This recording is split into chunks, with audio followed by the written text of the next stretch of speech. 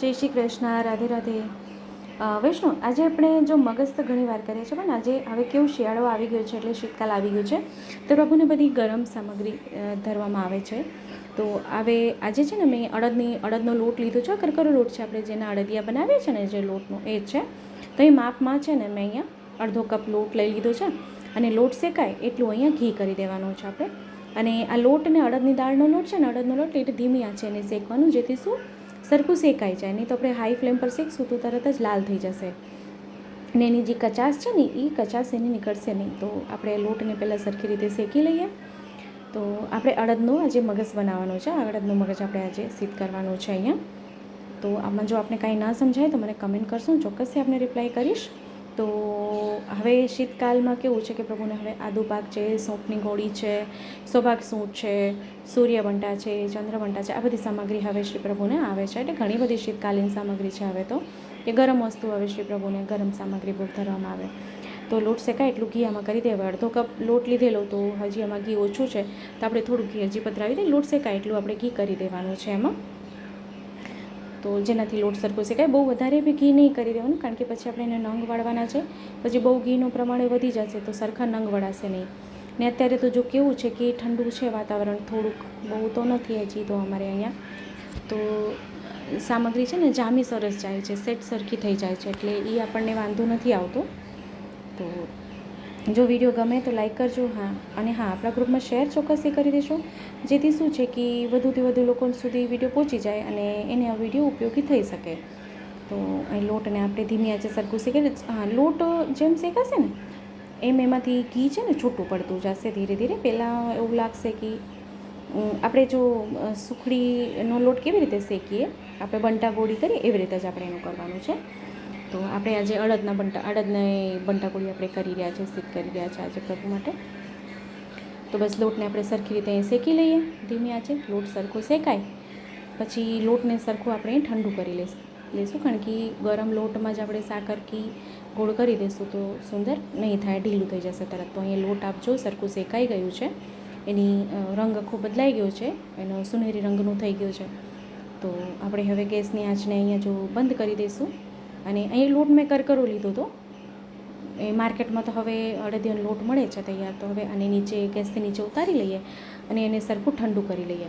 તો આની સાથે સાથે આ છે બદામનો ભૂકો, એ આપણે નાની કટોરી એટલે 2 થી 3 ચમચી. અને એની સાથે આપણે સૂંઠનો પાવડર છે, સૂંઠનો પાવડર એ પધરાવી દેવાનું છે. આ છે ટોપરાનું ખમણ બી સાથે 2 થી 3 ચમચી પધરાવી દેવાનું છે. અને સૂંઠનો પાવડર બી સાથે આપણે 2 ચમચી પધરાવી દેવાનું છે. અને એની સાથે સાથે એલચી એટલે સુગંધી પાવડર છે એ બી પધરાવી દેવાનું છે.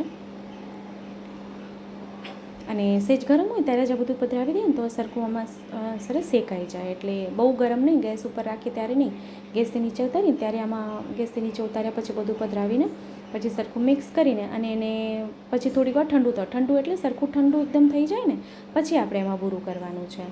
પહેલાં ગરમ હોય ત્યારે જ બૂરું નહીં કરી દેવાનું, નહીં તો તરત જ ઓગળી જશે. તો હવે આપણે સરખું ઠંડુ મૂકી દઈએ. તો આ છે ને આમ પ્રોપર ઠંડુ થઈ ગયું છે. તો અને હવે આપણે એમાં બૂરું એટલે ખાંડનો જે ભૂકો છે એ પધરાવી દઈશું. હવે અડધો કપ અહીં લોટ લીધો હતો અને બદામનો ભૂકો, ટોપરાનું ખમણ બધું પધરાવ્યું, તો સાથે અહીંયા 1 કપ લોટ થઈ ગયું છે. તો હવે આપણે એમાં બૂરું પધરાવી દઈશું. હવે બૂરું અહીંયા 1 કપ લોટ હતો તો અહીં અડધાથી પોણો કપ અહીંયા આપણે બૂરું કરી દઈશું. તો અહીંયા અમે અડધા કપ બૂરાનો ઉપયોગ કર્યો છે, કારણ કે સેજ ગળપડામાં વધારે જોઈએ. અને હવે એને સરખું આપણે મિક્સ કરી લઈએ. ધ્યાન રાખવાનું કે ઠંડુ થઈ જાય ને પછી જ અહીંયા આપણે બૂરું પધરાવવાનું છે, એ ધ્યાન રાખજો. આવી રીતે એને સરખું આપણે મિક્સ કરી લેવાનું છે.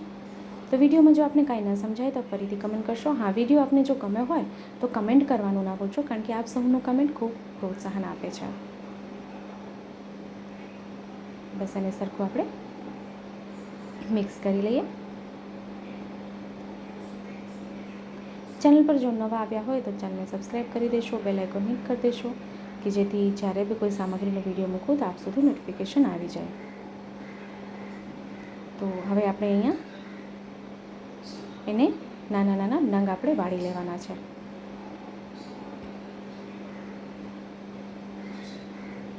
તો અહીંયા આપ જોઈ શકો છો કેટલું સુંદર એનું ટેક્સચર આવી ગયું છે.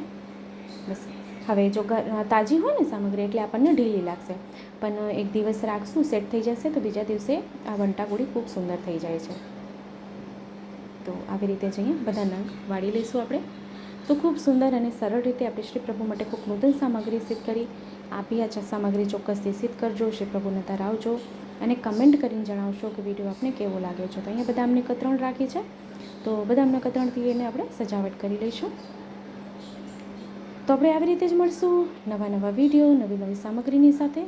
ત્યાં સુધી આપ સૌને મારા જય શ્રી કૃષ્ણ.